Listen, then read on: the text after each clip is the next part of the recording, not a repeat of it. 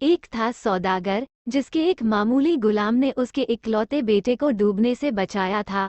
सौदागर ने खुश होकर उसे आज़ाद तो किया ही, इसके अलावा जहाज भरकर व्यापार की विभिन्न चीजें बख्शीश में देकर कहा, समुद्र पार करके विदेश जाओ, इन सामानों को बेचकर जो तुम कमाओगे वो तुम्हारा होगा। वह गुलाम अपने मालिक से विदा लेकर जहाज से व्यापार करने रवाना हो गया, मगर व्यापार करना संभव नहीं हुआ। बीच समुद्र में उठे भयंकर तूफान ने जहाज को चकनाचूर करके उसमें लदे माल और लोगों को इस तरह डुबो दिया कि किसी का कुछ पता ही नहीं चला। वह गुलाम बड़े कष्टों से डूबता उतराता आखिरकार एक द्वीप पर पहुंचा। तट पर पहुंचकर उसने चारों तरफ नजर फेरी तो उसके जहाज का कोई चिन्ह भी उसे नजर नहीं आया, न उसका कोई आदमी ही दिखाई पड़ा। तब वह हताश होकर समुद्र किनारे की रेत पर बैठ गया। जब शाम हो गई तब वह उठकर द्वीप के भीतर की ओर चल पड़ा।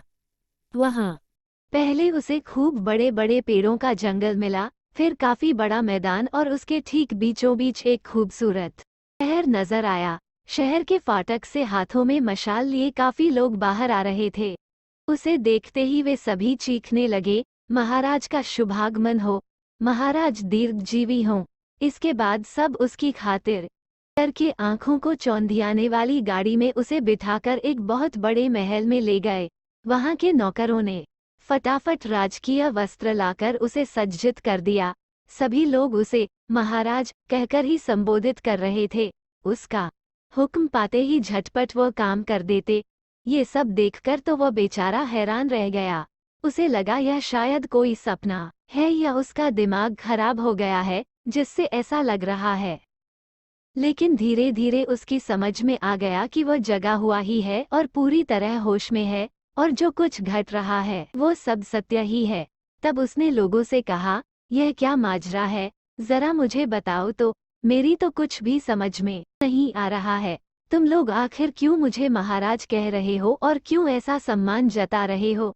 तब उनमें एक ने उठकर कहा, महाराज हम लोग मनुष्य नहीं हैं, हम सभी प्रेत गंधर्व हैं। हालांकि हम देखने में ठीक मनुष्यों जैसे ही हैं। काफी दिन पहले हम सभी लोगों ने मनुष्य राजा पाने के लिए प्रार्थना की थी, क्योंकि मनुष्यों से बढ़कर बुद्धिमान और कौन हो सकता है। तब से लेकर आज तक हमें मनुष्य राजाओं की कमी नहीं हुई।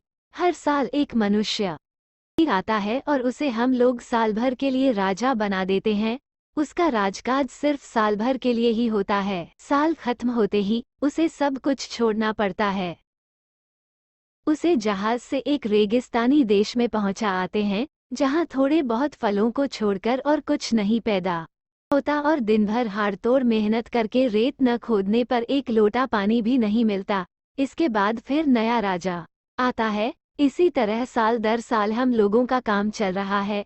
ये सुनकर गुलाम राजा ने कहा, अच्छा जरा बताओ, इसके पहले के तुम्हारे राजाओं का स्वभाव कैसा था। बड़े ने कहा, वे सभी लापरवाह और झक्की थे। वे सभी मौज मस्ती और विलासिता में पूरा साल बिता देते थे। साल के अंत में क्या होगा इसका उन्हें ध्यान ही नहीं रहता था।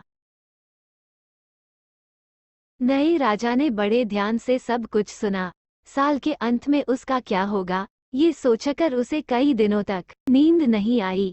इसके बाद उस देश के सर्वाधिक ज्ञानी और पंडितों को बुलवाया गया। राजा ने उनसे विनयपूर्वक कहा, आप लोग मुझे उपदेश दीजिए, जिससे साल के अंत में उस सर्वनाशी दिन के लिए मैं खुद को तैयार कर सकूं।